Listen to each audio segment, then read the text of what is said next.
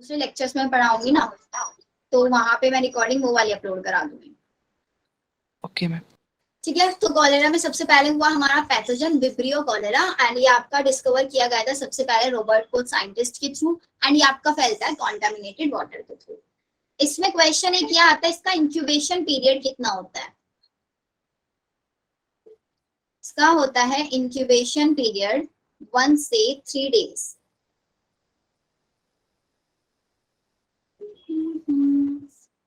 The chapter is going on। चलो, अब main चीज आएगी इसके अंदर सिम्टम्स। सिम्टम्स क्या होते हैं बच्चों कॉलेरा के अंदर? एनीवन? सिम्टम्स कौन कौन से होते हैं? मैम वॉमिटिंग वगैरह होती है, वॉमिटिंग होता है, एंड इसके अंदर white dehydration, frequently stool pass होने लग जाता है। वाइट फ्रिक्वेंटली स्टूल यहाँ पे पास होता है, एंड रिपीटेड वॉमिटिंग होती है। ये मेन सिम्टम्स होता है, repeated vomiting and white frequently passing of stool.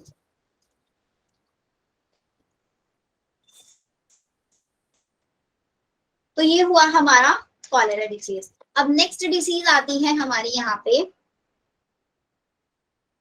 टीटनस। What is टीटनस? सुना है आप लोगों को चोट लग जाती है तो जनरली बोला जाता है कि टीटनस का इंजेक्शन लगवा लो, तो होता क्या एक्चुअली में वो? सबसे पहले देखो, टीटनस एक डिसीज है, ये किसके थ्रू होती है आपकी? क्लोस्ट्रीडियम एक बैक्टीरियल इन्फेक्शन होता है। टेटनी, हाँ एक बैक्टीरियल इन्फेक्शन है।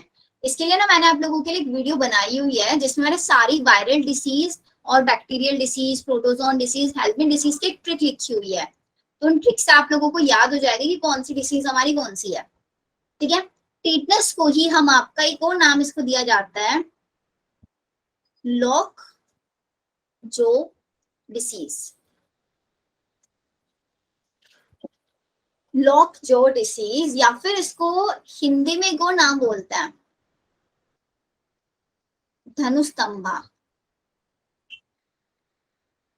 इन हिंदी। ये ना जनरली क्वेश्चंस आते हैं आपके, जैसे कि अगर कोई एसएससी वगैरह का कोई एग्जाम देते हैं ना, उसमें जनरल जो साइंस आती है, जनरल साइंस में क्वेश्चंस पूछे जाते हैं। टीटनस को लॉक जो डिसीज बोलते हैं, या फिर बैक्टीरियल डिसीज होती है, क्लोस्ट्रीडियम टेटनी के थ्रू होती है। अभी टीटनस का जो क्लोस्ट्रीडियम टेटनी जो बैक्टीरिया है, रहता कहाँ पे है ये? मीन्स अगर आपकी बॉडी के अंदर ही बैक्टीरिया ट्रांसमिट हो रहा है तो उसका मोड ऑफ ट्रांसमिशन क्या होगा? Nervous system. Nervous system. देखो, ये पैथोजन जो होता है ना, सबसे पहले लिखो इसके थ्रू ये एंट्री लेता है। ये डोमेस्टिक जो एनिमल्स होता है ना, उनकी इंटेस्टाइन में रहता है। पहला पॉइंट ये लिखो, lives in intestine of domestic animals.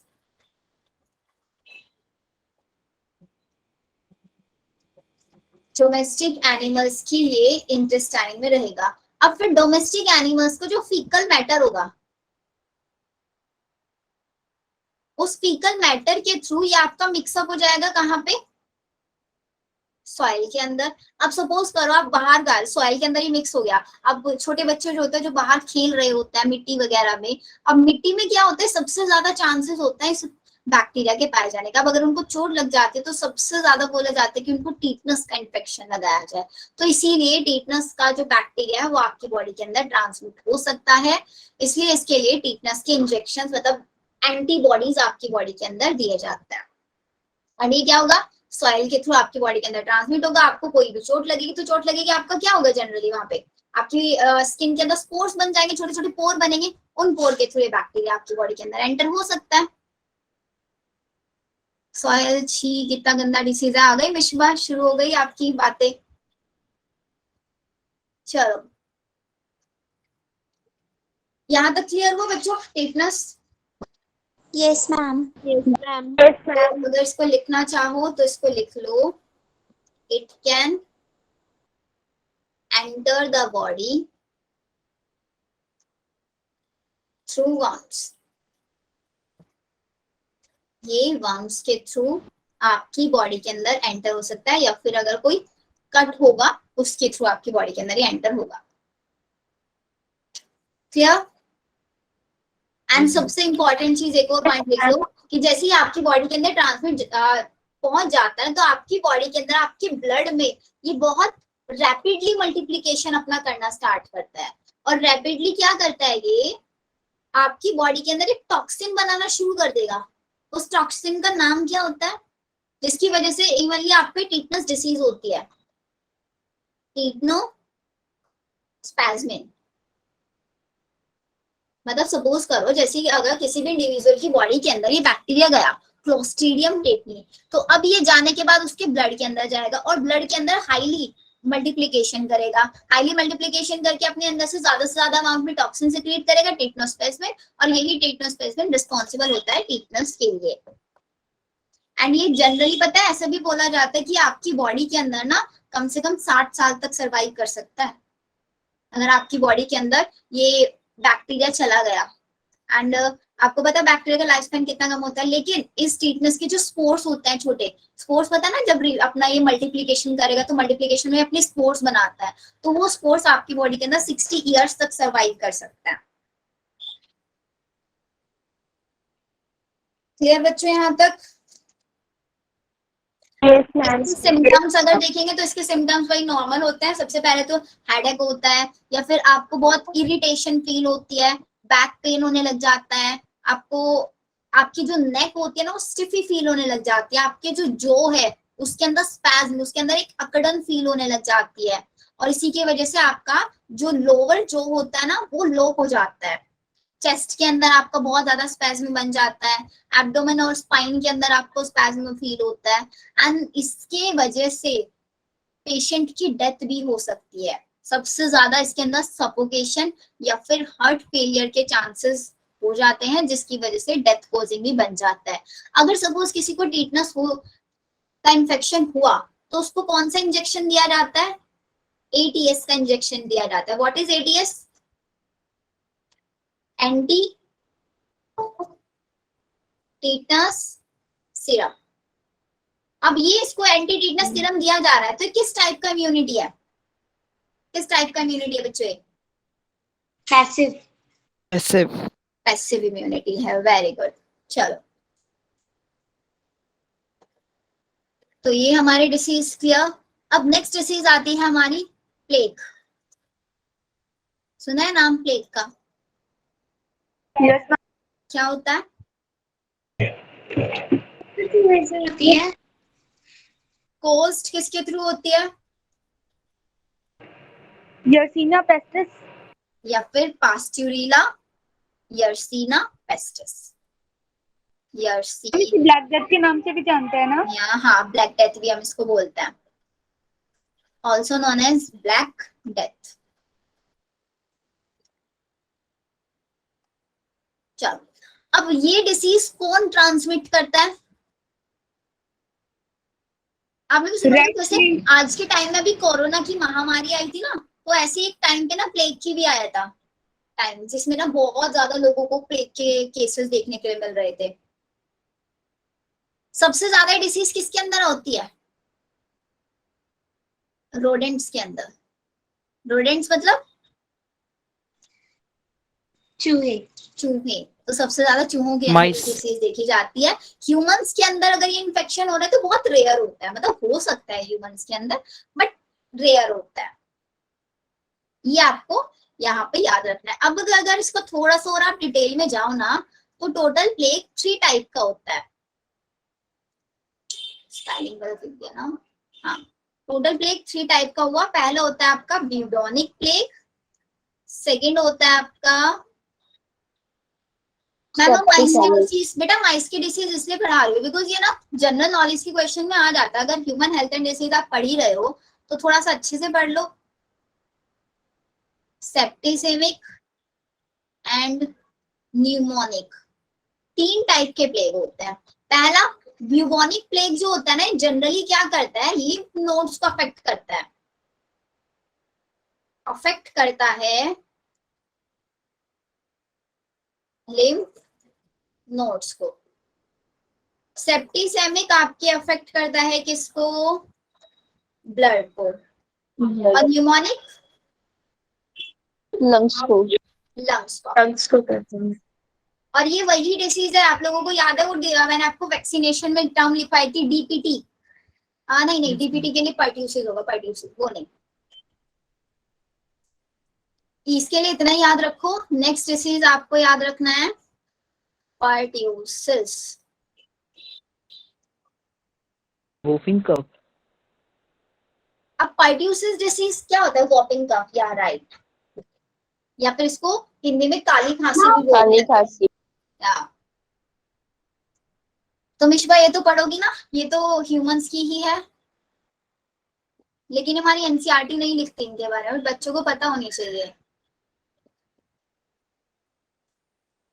ये किसके थ्रू कोज होती है आपका, is caused by बॉर्डीटेला pertussis.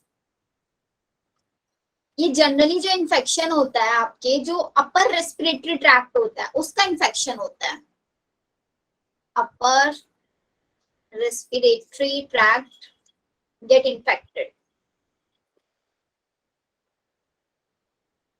Ma'am PYQ में इससे रिलेटेड क्वेश्चंस आए हैं, हाँ इसमें से रिलेटेड क्वेश्चन आ जाता है, upper respiratory tract get affected. और इसमें क्या होगा, जनरली आपका वही कफ होगा, फीवर होगा, वॉमिटिंग होगा। इसके लिए वैक्सीनेशन दिया जाता है, वही जो मैंने आप लोगों को first generation, second generation, third generation में लिखवाया था। DPT, D4 diphtheria, P4 pertussis. Pertussis, और T4 टेटनस। अब देखो DPT टर्म तो मैंने आप लोगों को लिखवा दिया था, टेटनस मैंने आप लोगों को समझा दिया क्या होता है, पर्ट्यूसिस समझा दिया। अब डिप्थीरिया और पढ़ ले। इन तीनों के लिए एक ही कॉमन वैक्सीन Yes, होती है हमारी DPT। अब देखो डिप्थीरिया में क्या होता है, आज ये चैप्टर फिनिश करना है हम लोगों को।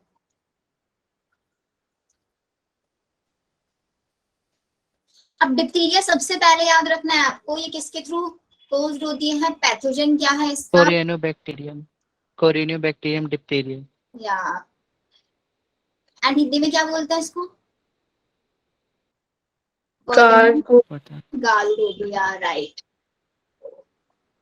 डिप्थीरिया हम क्या कहते हैं हिंदी में? कैंसर भी, हाँ अभी बस कैंसर ही स्टार्ट करने वाला है। It is also known as girl two. इसके अंदर एग्जैक्टली होता क्या है, जो आपकी थ्रोट होता है ना, आपके थ्रोट के अंदर, थ्रोट को जनरली ब्लॉक कर देता है, थ्रोट के अंदर एक एक्स्ट्रा मेम्ब्रेन बना देता है, जिसको हम बोलते हैं सूडो मेम्ब्रेन। सूडो मेम्ब्रेन बनाएगा, जिसकी वजह से आपका जो थ्रोट होता है ब्लॉक हो जाएगा। अब थ्रोट ब्लॉक हो जाता है, आपका गला ब्लॉक हो जाएगा, तो इसका मतलब इसी को हिंदी में इसीलिए इसका नाम लग गया गलघोटू। अब ये जनरली होता कैसे है, आपका जो ये बैक्टीरिया है, ये बैक्टीरिया एक टॉक्सिन बनाता है, डिप्थीरोटॉक्सिन, अपने अंदर से। जो डिप्थीरोटॉक्सिन करता क्या एक्चुअली में, ये आपका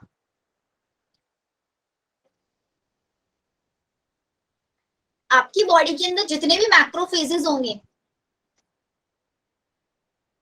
जितने भी मैक्रोफेजेस होंगे, उनकी माइटोकॉन्ड्रियल मेम्ब्रेन को रप्चर कर देता है।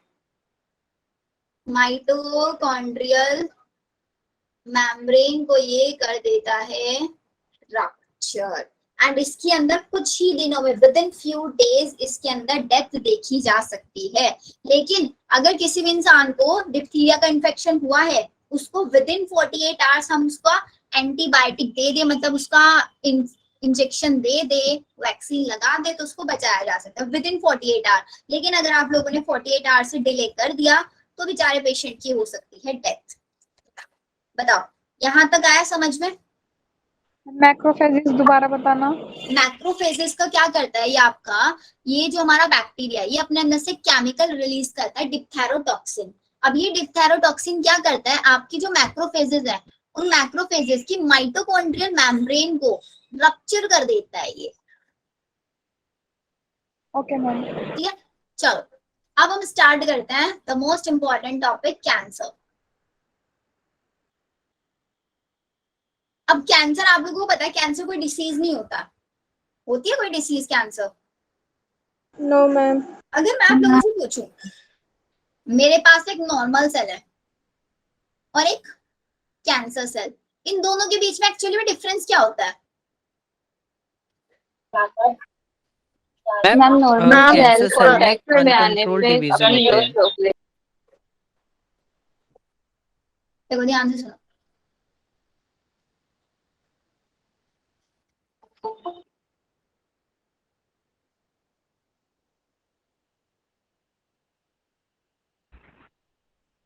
अब यहाँ पे नॉर्मल सेल के अंदर सपोज करो मैं क्या करा रही हूँ, सेल डिवीजन करा रही हूँ। मेरे पास एक ही सेल है, इसने सेल डिवाइड किया तो एक सेल यहाँ पे आ गया, एक सेल यहाँ पे आ गया, फिर इन दोनों सेल्स ने डिवाइड किया, फिर एक सेल यहाँ पे आ गया, एक सेल यहाँ पे, मतलब ऐसे डिवीजन चलता जा रहा है।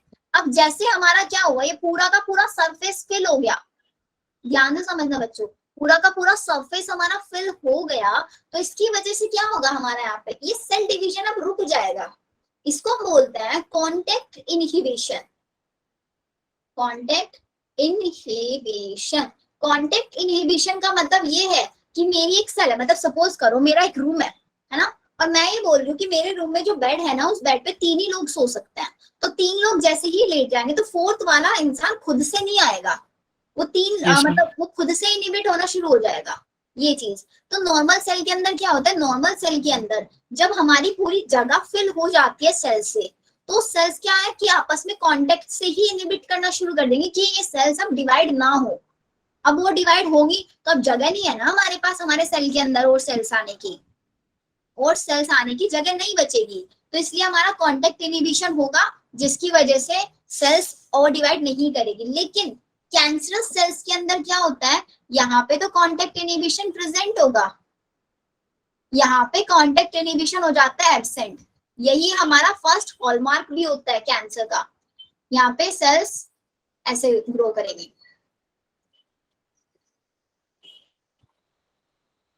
मतलब इनको जगह मिल रही है नहीं मिल रही है, जैसे होता है ना बहुत सारे कजिन्स आ जाते हैं घर पे, है ना, तो सबके सब क्या करता है, बस मन कर रहा है सबके सब एक ही साथ सोने का, तो सारे के सारे एक ही बेड पे बैठ जाते हैं, चाहे इनको जगह हो या भीड़ हो या कुछ भी हो जाता है ना, एक ही बेड पे 7 से 8 लोग भी सो सकते हैं। लेकिन अगर हम कंफर्टेबली देखें तो एक बेड पे 3 ही लोग सो सकते हैं। तो वो वाला केस है हमारी कैंसर सेल्स का, मतलब जबरदस्ती जो सेल्स है ना वो अपनी जगह बनाने की कोशिश कर रही है, जगह नहीं है वहां पे। तो पहला पॉइंट हुआ कॉन्टेक्ट इनहिबिशन। सेकेंड पॉइंट हमारा यहाँ पे होता है, जैसे कि अगर आप बात करें, हमने पढ़ा था जब सेल के अंदर हमने देखा था होता है क्रोमोसोम्स। तो अगर आप देखें ना, इन क्रोमोसोम्स के टर्मिनल एंड पे कुछ सीक्वेंस प्रेजेंट होती है, क्रोमोसोम्स की टर्मिनल एंड पे, इनको हम बोलते हैं टेलोमियर सीक्वेंस।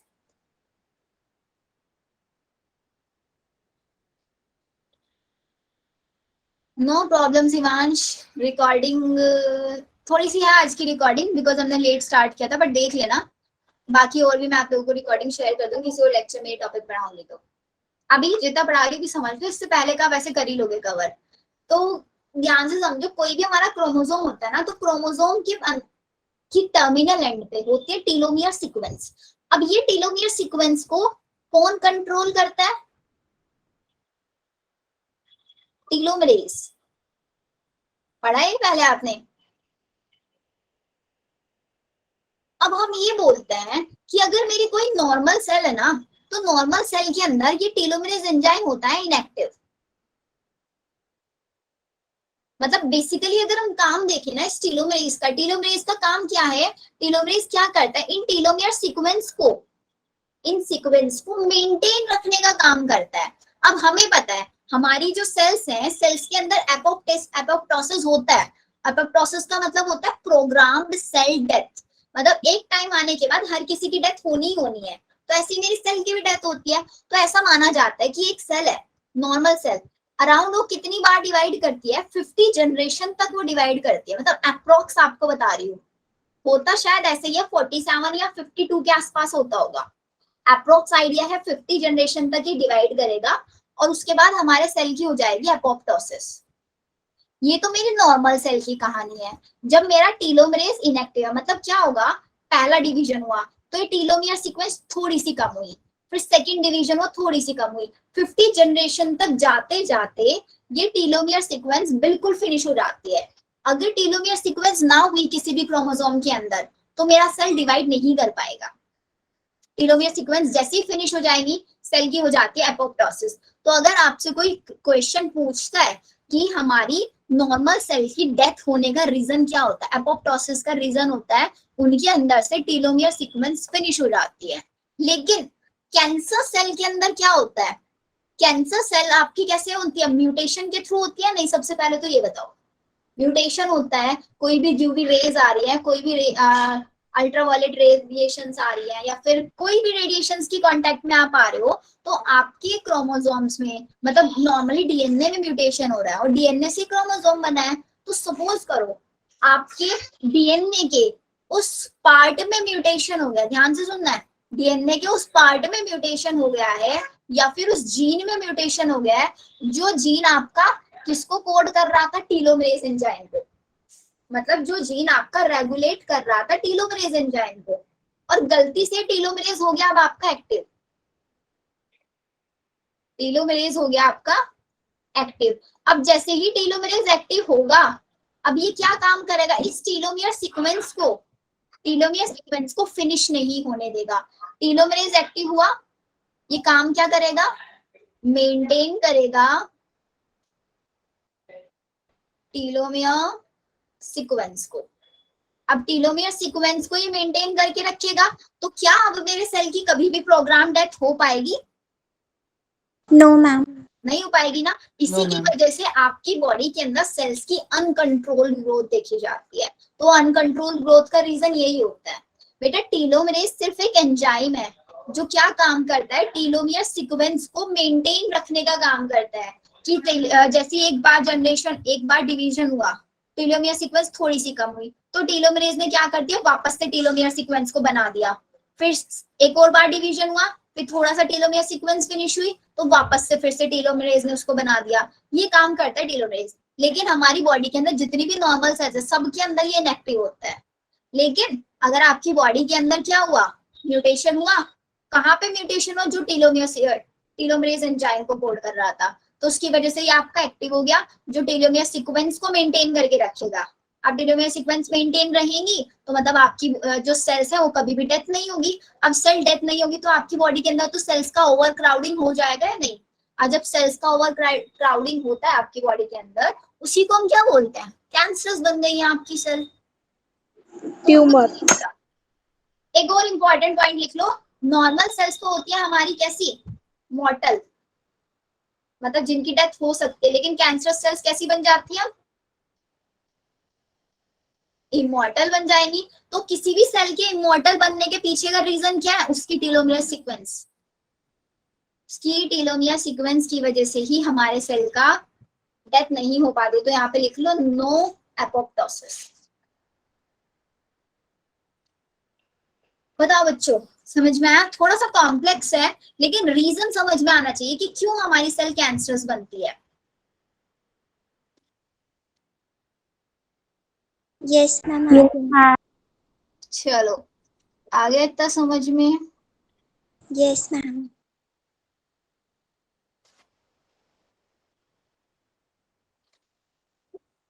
अब एक और रीजन होता है, अरे यार एक सेकेंड रुकना बच्चों, अभी ना हमारी सारी स्लाइड्स डिलीट हो जाती, बट नहीं हुई।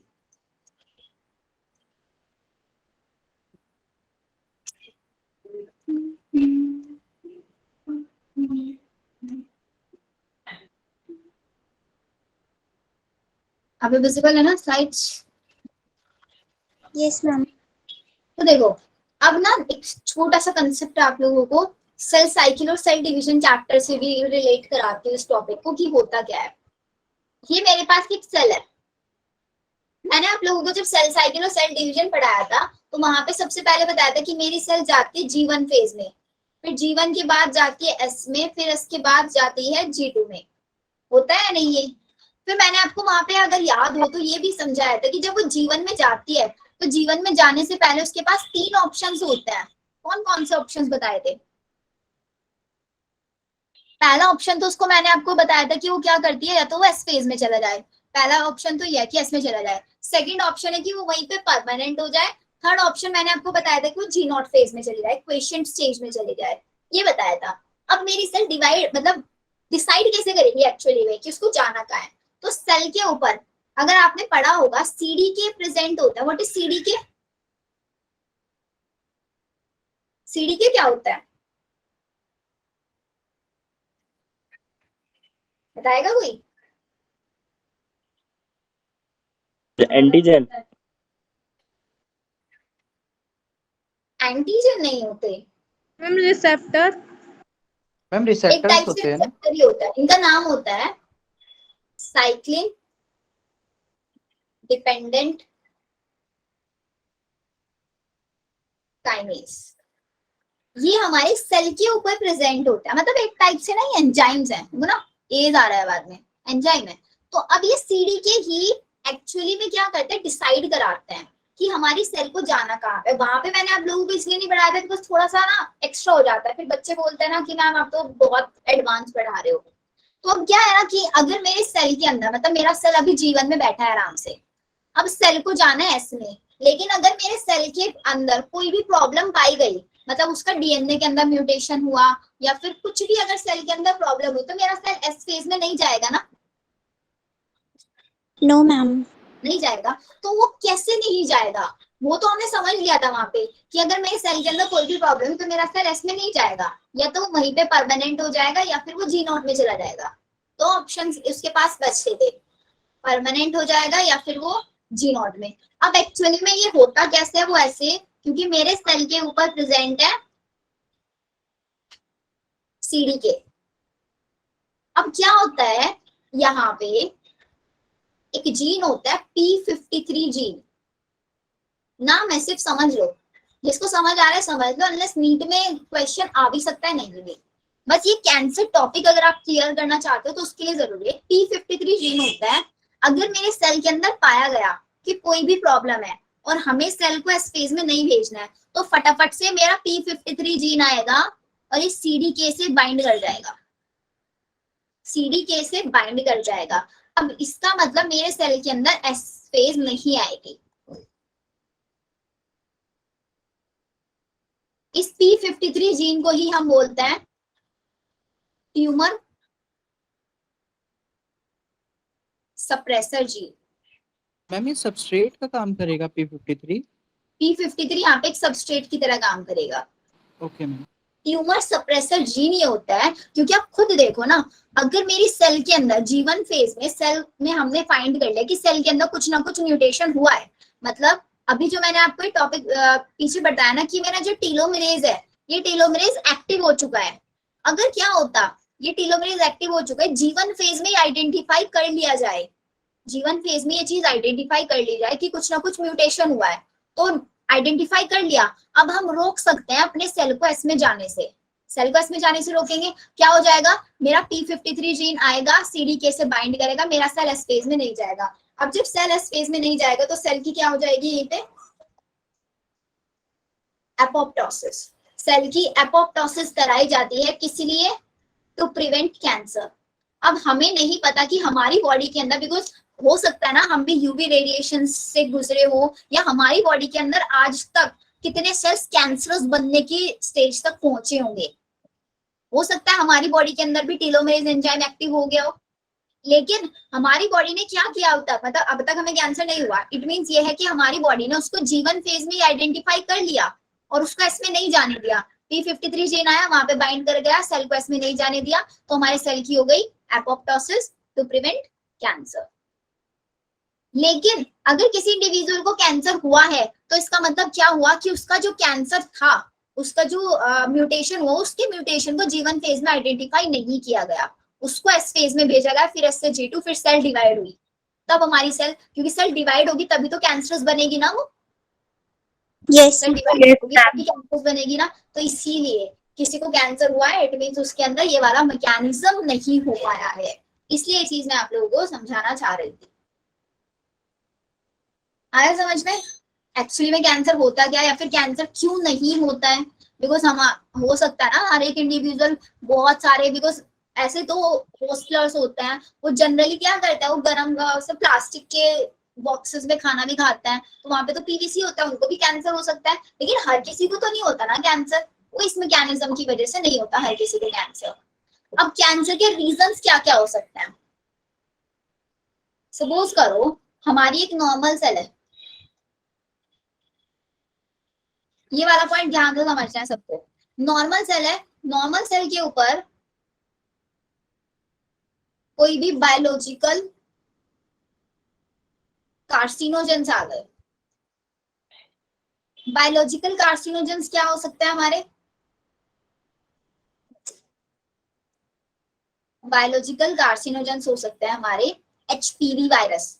एचपीवी एक वायरस होता है, वो कैंसर कोज करता है।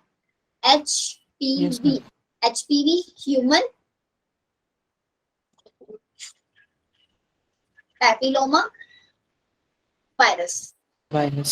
इसके थ्रू आपका वायरस हो सकता है। या फिर आपके कुछ केमिकल, मेनली क्वेश्चन आप लोगों का केमिकल से ही आता है, केमिकल कार्सिनोजेंस क्या क्या हो सकता है?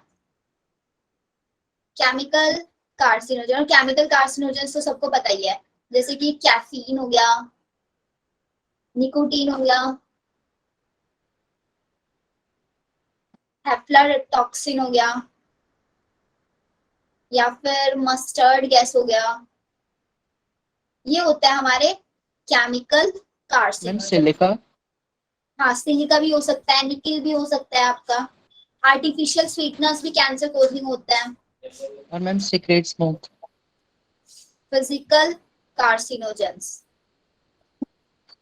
फिजिकल कार्सिनोजेंस में आता है आपकी एक्सरेज और आपकी यूवी रेज। ये होता है हमारा कैंसर के लिए रिस्पॉन्सिबल फैक्टर्स। अब देखो कैंसर के अंदर होता क्या होगा एक्चुअली में। अब कुछ टर्म्स आती हैं यहाँ पे जो आप लोगों को समझनी होगी। अच्छा, आप लोगों ने सुना कैंसर दो टाइप का होता है, एक तो बैनिंग और एक होता है मैलिग्नेंट। तो Malignant. आपको एग्जैक्टली में प्रोसेस पता है कि हमारा जो बैनिग्न जो कैंसर होता है, फिर बैनिंग ट्यूमर होता है, वो मैलिग्नेंट बनता कब है?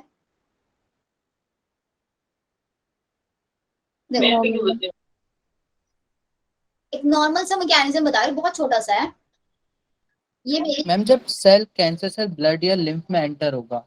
ये हमारी सेल है, ठीक है।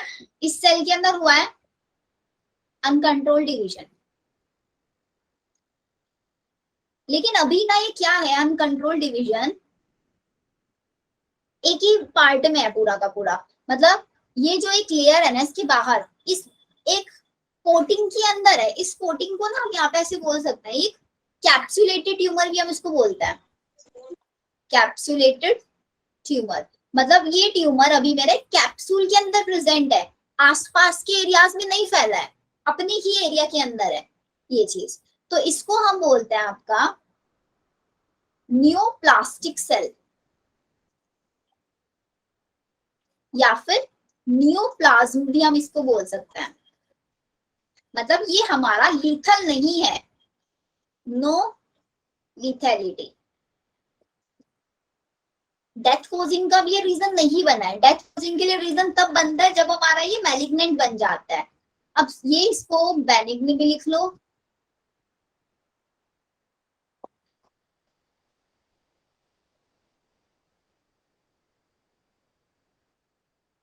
अब देखो क्या होगा।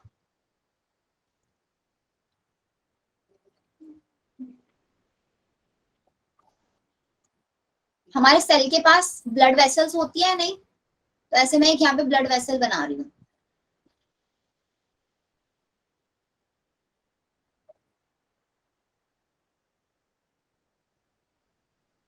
इसको लिख लो ब्लड वेसल।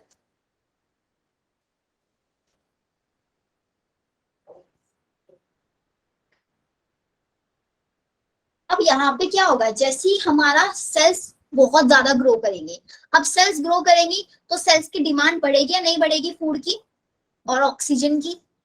अब जैसे ही फूड की और ऑक्सीजन की यहाँ पे डिमांड बढ़ेगी तो इसकी वजह से क्या होगा, हमारा यहाँ पे ब्लड वेसल्स बढ़ेंगी, और जैसे ही ब्लड वेसल्स बढ़ेगी तो ब्लड वेसल्स के अंदर ट्रांसपोर्ट ऑफ न्यूट्रिशन बढ़ेगा।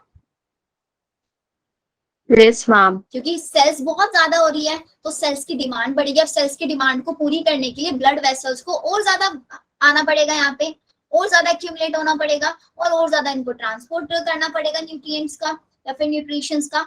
इसी प्रोसेस को हम बोलते हैं आपका एंजियोजेनेसिस। ये बहुत टर्म आता है एंजियोजेनेसिस, मतलब accumulation of more blood vessels, बहुत ज्यादा ब्लड वेसल्स का एक्यूमुलेट हो जाना नियर अ नियोप्लाज्म या फिर एक नियोप्लास्टिक सेल के पास। अब जैसे नियोप्लास्टिक सेल के पास देखा गया कि एंजियोजेनेसिस हो गया है, इसका मतलब सेल बहुत ज्यादा डेवलप होने लग रहा है, तो यहाँ पे रिलीज होगा एक ट्यूमर एंजियोजेनेसिस फैक्टर।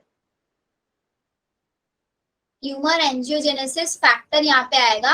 अब ये फैक्टर क्या करा देगा, इस कैप्सुलेटेड ट्यूमर को करा देगा बर्स्ट, मतलब हमारा जो एक कैप्सूल है ये हो जाएगा ऐसे बर्स्ट, और इसके अंदर की सारी सेल्स बाहर निकल जाएंगी। मींस ये सेल्स कहाँ पे जाने लग जाएंगी, goes to blood vessels.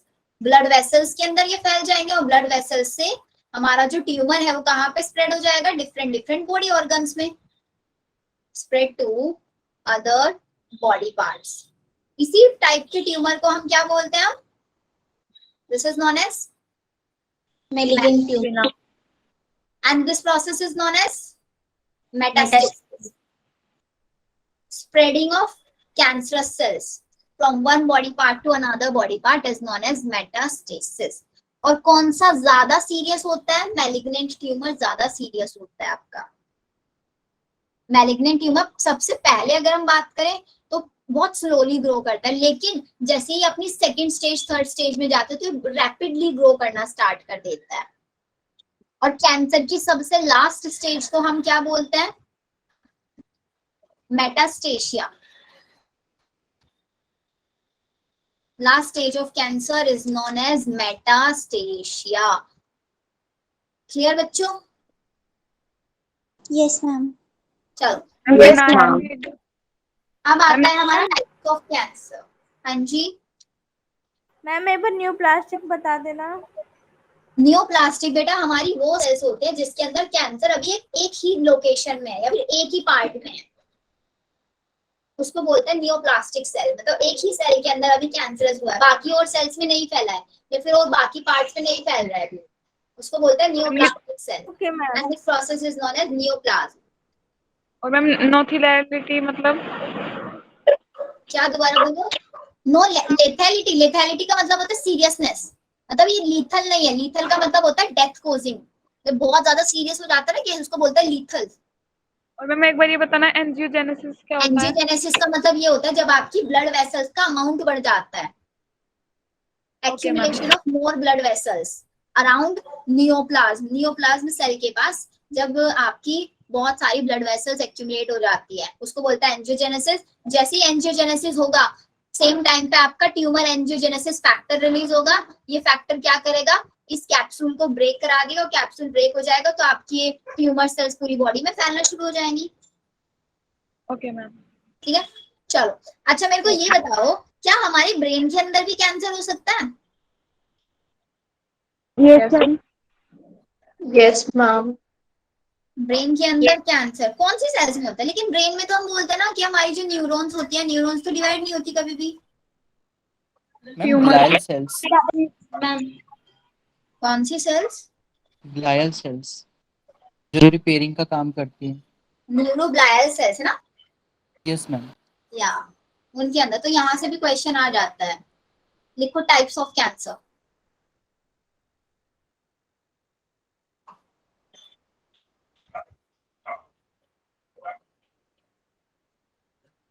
Carcinomas, sarcomas, और नेक्स्ट आता है आपका लिम्फोमास। चलो देखो, अब कार्सिनोमा में क्या होता है, कार्सिनोमा इसको ना आप ऐसे समझना, कार्सिनोमा जनरली जितने भी आपके एक्टोडर्म प्लस एंडोडर्म वाले पार्ट होंगे आपकी बॉडी के अंदर, उनके अंदर अगर कोई कैंसर हुआ, एक्टोडर्म और एंडोडर्म से बने हुए बॉडी पार्ट्स, उसको बोलते हैं हम कार्सिनोमा, ठीक है। और सार्कोमा आपकी जितने भी मीजोडर्म वाले पार्ट होते हैं, मीजोडर्मल ओरिजिन जिनका होता है, उनमें बोलते हैं हम सार्कोमा टर्म। और अगर आपकी कोई भी बॉडी फ्लूइड के अंदर कैंसर हुआ है, उसको बोलते हैं लिम्फोमास। अब आपका सार्कीमोस का सार्किनोमास के अंदर कौन कौन आएगा, जैसे कि सार्किनोमा में आ गया आपका breast cancer, prostate, lung cancer, stomach cancer, या फिर माउथ कैंसर।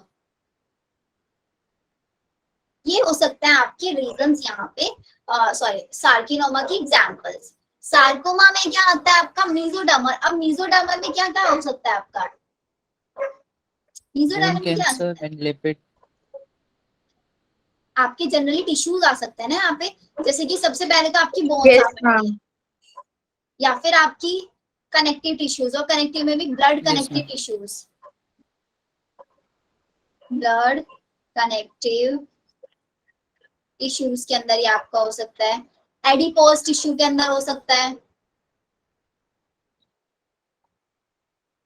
इनके अंदर आपका ये हो सकता है। अब लिम्फोमास के अंदर क्या होता है, लिम्फोमास में आपका बॉडी फ्लड्स में आपको वही पता है, ब्लड कैंसर। अच्छा, ब्लड कैंसर आपके आरबीसी में होता है डब्ल्यूबीसी में? मैम डब्ल्यूबीसी में। आरबीसी में क्यों नहीं होता?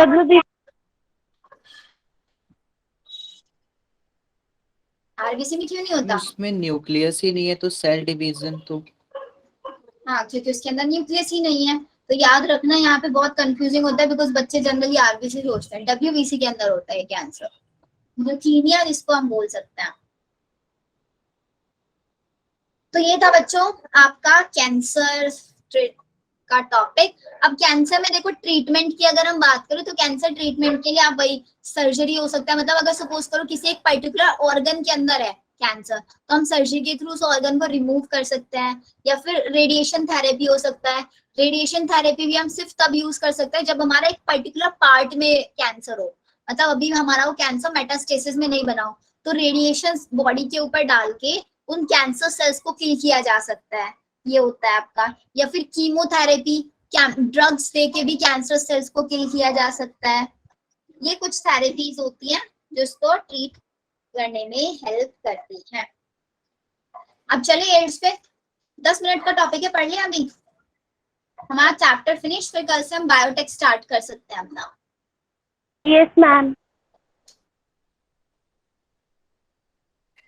चलो देख, what is the full form of AIDS? Acquired Acquired immunodeficiency immunodeficiency syndrome. Immunodeficiency syndrome. Acquired कौन कॉज, सॉरी एड्स कौन कॉज करता है? HIV virus. एचआईवी। एचआईवी की full form Human immunodeficiency virus. Human immunodeficiency virus. लिखो चलो, acquired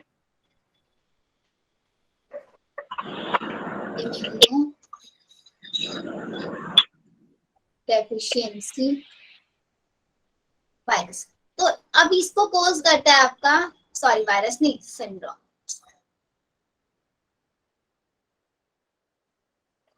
सी syndrome mainly ये क्या है आपका, एक डिसीज नहीं है। इसके अंदर होता क्या, जब आपका इम्यून सिस्टम पूरी तरीके से वर्क नहीं कर पाता है, मीन्स कुछ ना कुछ आपकी इम्यून सिस्टम के अंदर डिसफंक्शनिंग होती है, और वो इम्यून सिस्टम के अंदर डिसफंक्शनिंग कौन कराता है? एचआईवी कराता है। एचआईवी क्या है हमारा? ह्यूमन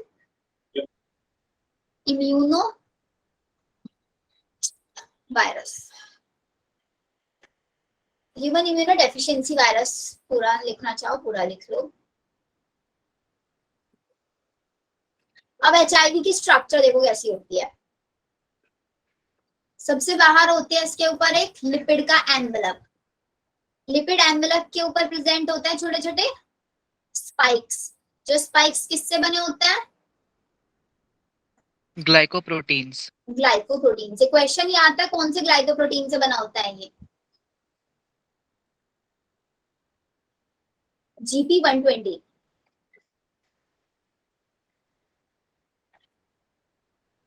GP120 से आपका बने होते हैं स्पाइक्स। अब इसी के जस्ट अंदर की साइड एक प्रोटीन कवरिंग प्रेजेंट होती है जिसको हम बोलते हैं P18। फिर एक और इसके अंदर की साइड प्रेजेंट होती है, ये स्ट्रक्चर है आपका से, ये बनी होती है आपकी P24। तो दोनों की दोनों क्या है? These are the protein covering. ठीक है, अब इस प्रोटीन कवरिंग के अंदर प्रेजेंट होता है, देखो वायरस है तो वायरस का जेनेटिक मटेरियल क्या होगा? आरएनए। आरएनए होगा, तो इसका भी जेनेटिक मटेरियल हमारा आरएनए है। और जिसका जेनेटिक मटेरियल आरएनए होता है उसको हम क्या बोलते हैं? रेट्रोवायरस। रेट्रोवायरस। ये क्या है? हमारे आरएनए। और आरएनए में कैसे है यहाँ पे? Single stranded RNA. दो सिंगल स्ट्रैंडेड आरएनए प्रेजेंट होते हैं और इनके पास दो एंजाइम्स होते हैं। पहला एंजाइम होता है रिवर्स ट्रांसक्रिप्टेज। सेकंड एंजाइम होता है यहाँ पे इंटीग्रेज। तो ये तो ही हमारी स्ट्रक्चर। अब इस स्ट्रक्चर में समझना क्या है, जैसे कि हमने पहले पढ़ा था ना, एंटीजन और एंटीबॉडी बाइंड करते हैं। एंटीजन के ऊपर कौन सी साइट होती है? Epitope site. और एंटीबॉडी की पैराटॉप साइट। वो दोनों आपस में बाइंड करती हैं। अब ये जो हमारे स्पाइक्स है ना, ये स्पाइक्स किससे बाइंड करते हैं? हमारी बॉडी के अंदर जो हेल्पर टी सेल्स होती है ना, हेल्पर टी सेल्स ले लो या फिर मैक्रोफेजेस देख लो, इनके ऊपर प्रेजेंट होता है CD4 रिसेप्टर्स। CD4 receptor. तो जिस भी सेल के ऊपर CD4 रिसेप्टर प्रेजेंट होगा, हमारा ये एचआईवी का वायरस उन्हीं सेल्स को अफेक्ट करेगा सिर्फ, क्योंकि इनके ऊपर जो स्पाइक्स हैं, ये स्पाइक्स किससे बाइंड करेंगे? सिर्फ इन CD4 रिसेप्टर्स से बाइंड करेंगे। तो जनरली क्या करते हैं हमारी बॉडी के अंदर, किसी भी इंडिविजुअल की बॉडी के अंदर हेल्पर टी सेल्स को के नंबर को रिड्यूस करा देते हैं। अब आप खुद देखो, टी सेल्स का काम क्या होता है? टी सेल्स आपकी बी सेल्स को क्या करता है? बी सेल्स को स्टिमुलेट करता है कि वो अपने अंदर से एंटीबॉडीज, उनको एंटीबॉडीज प्रोड्यूस कराने में हेल्प करता है। खुद एंटीबॉडीज नहीं बनाता है, बी सेल्स को हेल्प करता है। तो अगर आपकी बॉडी की टी सेल्स अफेक्ट हो जाएंगी, तो टी सेल्स अफेक्ट होंगी तो सबसे पहली चीज आपकी बॉडी के अंदर आपका इम्यून सिस्टम डिस्ट्रॉय हो जाएगा। आपका इम्यून सिस्टम प्रॉपर्ली वर्क नहीं करेगा, और अगर आपका इम्यून सिस्टम वर्क नहीं करेगा तो आपकी बॉडी के अंदर बहुत सारी डिसीज हो सकती है। हर एक चीज से आप सेंसिटिव बन जाओगे। अब मेन चीज आती है कि वर्क कैसे करता है। अब मैं एग्जांपल ले रही हूँ आपका यहाँ पे एक हेल्पर टी सेल का। सपोज करो ये मैंने बना दिया एक हेल्पर टी सेल, ठीक है। हेल्पर टी सेल के बॉडी के ऊपर क्या प्रेजेंट है? CD4 receptor. CD4 receptors. अब जैसे ही CD4 रिसेप्टर्स हमारे एचआईवी को दिखेंगे, ये आके बाइंड करेगा इसके स्पाइक्स। ये स्पाइक्स ऐसे यहाँ पे बाइंड करेंगे। अब जैसे इसके स्पाइक्स यहाँ पे बाइंड करेंगे, ये अपना एचआईवी अपने अंदर से जो इसका आरएनए है वो कहाँ पे भेज देगा? अपने आरएनए को ट्रांसमिट करा देगा। तो इसका आरएनए आ गया कहाँ पे? ये है हमारा वायरल आरएनए इन टी सेल्स। टी सेल्स के अंदर हमारा वायरल आरएनए आ गया। अब इन आरएनए के पास एक एंजाइम था, कौन सा एंजाइम? Reverse transcriptase. रिवर्स, अच्छा ट्रांसक्रिप्टेज, ट्रांसक्रिप्शन क्या होता है बच्चों? डीएनए डीएनए से आरएनए बनना ट्रांसक्रिप्टेज। डीएनए से आरएनए बनना। तो रिवर्स ट्रांसक्रिप्टेज क्या करेगा? आरएनए से आरएनए डीएनए। से डीएनए। रिवर्स ट्रांसक्रिप्टेज ये आपका बनाएगा आरएनए से डीएनए। तो इसका मतलब यहाँ पे हमारा बन जाएगा वायरल सिंगल स्ट्रैंडेड डीएनए बन गया। अब ये वायरल सिंगल स्ट्रैंडेड डीएनए क्या करेगा, हमारी जो टी सेल्स थी, इन टी सेल्स के अंदर जो न्यूक्लियस था उस न्यूक्लियस के डीएनए के साथ बाइंड कर जाएगा। ये हमने वायरल ऐसे बना दिया और ये इसका बाइंड कर लिया, क्योंकि वायरस को क्या चाहिए होता है, वायरस को तो एक मशीनरी चाहिए होती है अपना रेप्लिकेशन करने के लिए, अपना ट्रांसक्रिप्शन करने के लिए। तो इसने क्या किया, विद द हेल्प ऑफ इस इंटीग्रेज एंजाइम, बिकॉज इसके पास एक इंटीग्रेज था, यहाँ पे इसने यूज किया रिवर्स ट्रांसक्रिप्टेज, रिवर्स ट्रांसक्रिप्टेज इसने यहाँ पे यूज किया, उसकी हेल्प से इसने डीएनए बना लिया। और इंटीग्रेज की हेल्प से क्या कर दिया, integration of viral DNA, viral DNA का इंटीग्रेशन करा दिया विद ह्यूमन डीएनए। अब जैसे जैसे ह्यूमन डीएनए अपना सेंट्रल डॉग्मा फिनिश करेगा, मतलब डीएनए से आरएनए बनाएगा, फिर आरएनए से प्रोटीन बनाएगा, ऐसे ही हमारा वायरल डीएनए भी कन्वर्ट होगा। अब वायरल डीएनए क्या करेगा, पहले तो कुछ तो सिर्फ एमआरएनए में कन्वर्ट होगा और कुछ प्रोटीन बना लेगा। ये कौन सा प्रोटीन है हमारा, वायरल वाला प्रोटीन है ना, और ये वायरल वाला एमआरएनए है। यस। अभी क्या करेगा, फिर से एक एचआईवी के जैसा ही वायरस बना देगा। फिर से एचआईवी के जैसा वायरस कैसे बनाएगा, ये देखो,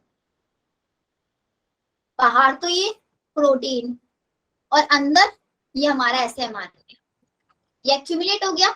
अब ये क्या होगा आपका, ये आपका पूरा टी सेल्स था, टी सेल से बाहर निकल जाएगा और यहाँ पे क्या हो जाएगा, इसको बोलते हैं exocytosis of replicon of HIV. मतलब एचआईवी वायरस के जैसा ही एक रेप्लिकॉन बन गया यहाँ पे। अब वो जाके क्या करेगा, और बाकी टी सेल्स और मैक्रोफेजेस को इन्फेक्ट करेगा। अब जैसे जितनी ज्यादा ये इन्फेक्ट करता चला जाएगा, उतना ही ज्यादा आपकी बॉडी के अंदर टी सेल्स और मैक्रोफेजेस का नंबर रिड्यूस होता चला जाएगा एंड आपकी बॉडी सेंसिटिव बनती चली जाएगी, आपकी बॉडी के अंदर ज्यादा से ज्यादा डिसीज आना स्टार्ट हो जाएगी। तो ये होता है आपका एड्स का पूरा प्रोसेस। सिर्फ क्या करता है, ये आपकी बॉडी के अंदर टी लिम्फोसाइट सेल्स या फिर मैक्रोफेजेस के नंबर को रिड्यूस कर देते हैं। अगर हम बात करें, एक नॉर्मल इंडिविजुअल के अंदर होता है 1200 पर mm क्यूब, 1200 पर mm क्यूब होते हैं टी हेल्पर सेल्स, लेकिन एक इन्फेक्टेड पर्सन की बॉडी के अंदर 200 से भी कम रह जाते हैं। ये नॉर्मल पर्सन, ये हमारा इन्फेक्टेड पर्सन। क्लियर बच्चों यहाँ तक? Yes, ma'am.